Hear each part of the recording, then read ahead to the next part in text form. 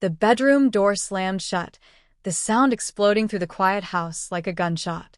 I stood still, my hands frozen on the knob, her words echoing painfully in my ears. Be a man and stop insisting on intimacy. Hila's voice had cut through the evening, sharp and icy, severing whatever fragile calm we had left. My heart pounded, not from anger, but from the nauseating feeling of something inside me snapping. I remained in the hallway, the dim lamp casting uneven shadows across the hardwood floor, as her accusations sank deep into me. Was I really the problem? Or was she concealing something I couldn't yet understand? The faint trace of her lavender perfume lingered in the air, a scent that once comforted me, but now felt deceptive, like it clung to the walls with a lie. I leaned against the doorframe, running my fingers along the chipped paint, replaying the argument over and over. It had begun so small, just a subtle rejection when I reached for her, her body tensing beneath my touch. "I'm tired, Mark," she'd said, avoiding my eyes as she stared at the flickering television. But it hadn't just been tonight. It had been weeks, maybe months, of her pulling away, her smiles fading, her excuses growing colder. I had brushed it off, convincing myself it was stress, her new job, the long hours.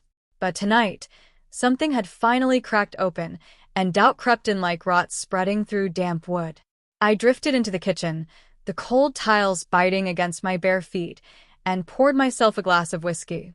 The burn of it slid down my throat, but it did nothing to quiet the questions tearing at me. Why did her phone buzz at strange hours, her fingers always quick to silence it? Why had she started locking it when she never used to? I stared at the refrigerator, its low hum filling the silence, and noticed a post-it stuck to the door. Meeting with Jay. 7 p.m. Jay. Hadn't she mentioned a coworker named James? My stomach tightened, but I forced the thought away.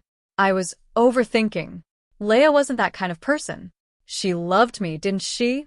The next morning, she was gone before I woke up. Her side of the bed was cold, untouched. A note on the counter read, "Early meeting, back late." I crushed it in my fist, the paper digging into my skin. The house felt hollow, too large, too quiet. The ticking clock echoed like a pulse I couldn't escape. I went through the motions, coffee, work, emails, but my thoughts kept circling back to her, to how her laugh had changed, sharper now, like it belonged to someone else, to the red lipstick she'd started wearing, the one she used to say was too bold, too much. By noon, I couldn't take it anymore. I grabbed my keys and drove to her office, telling myself I'd surprise her, bring her lunch. The city roared around me, horns blaring, the air thick with exhaust and the distant smell of street food. Her office building rose ahead, all glass and steel, reflecting the dull gray sky.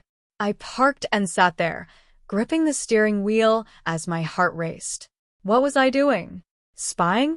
I nearly turned around, but then I saw her. She stepped out through the revolving doors, her dark hair lifting in the wind, her coat open despite the cold. And beside her was him. James, I assumed, tall, confident, his hand brushing lightly against her elbow as they walked. They laughed together, her head tilting toward him in a way that made something inside me ache. It was a kind of ease she hadn't shown me in months. I watched as they crossed the street and disappeared into a cafe, and something inside me gave way. Not anger, not yet. Just a quiet, suffocating certainty that I was losing her. That night, she came home late, her cheeks flushed, her eyes bright with something I couldn't read. "How was your day?" I asked, my voice tight, the words tasting bitter. She shrugged, slipping off her heels. "Fine." "Busy." She didn't meet my eyes, just moved to the sink, rinsing dishes that didn't need rinsing. I stood behind her, the silence between us heavy, charged. "Who's Jay?" I asked quietly, testing her. Her hands froze, the sponge dripping into the sink.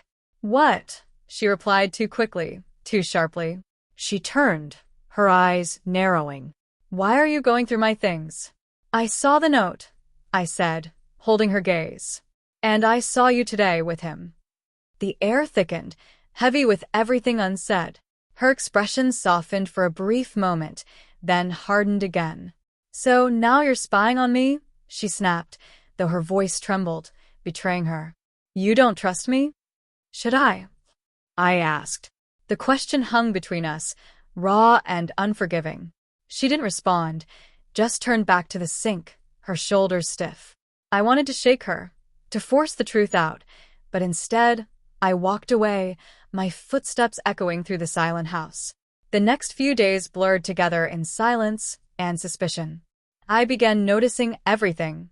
The way she angled her phone away while texting, the faint trace of cologne on her scarf, the late-night calls she took behind the bathroom door, her voice hushed.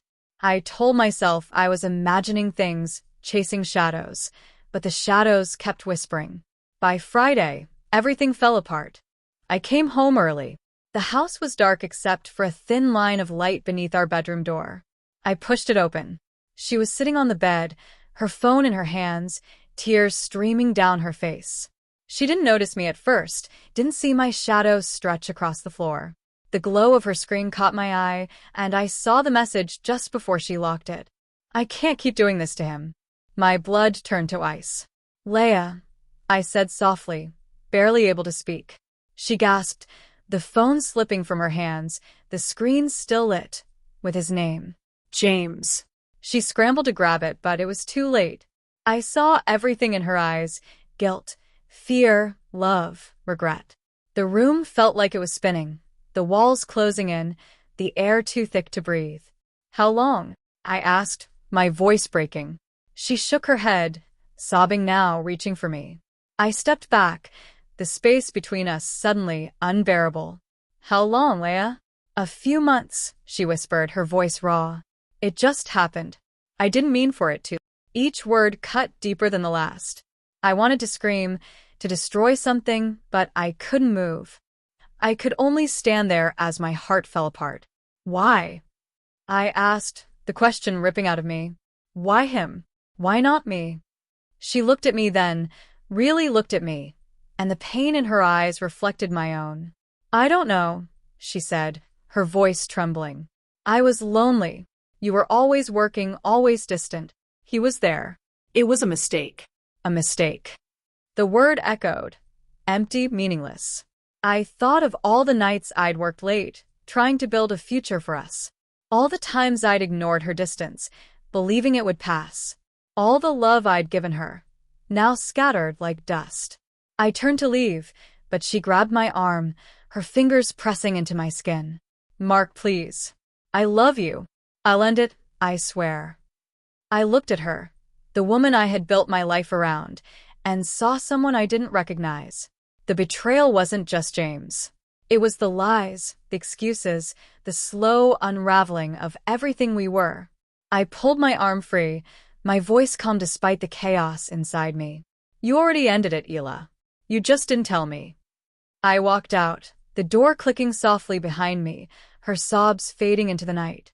Outside, the street was still, the stars distant and cold.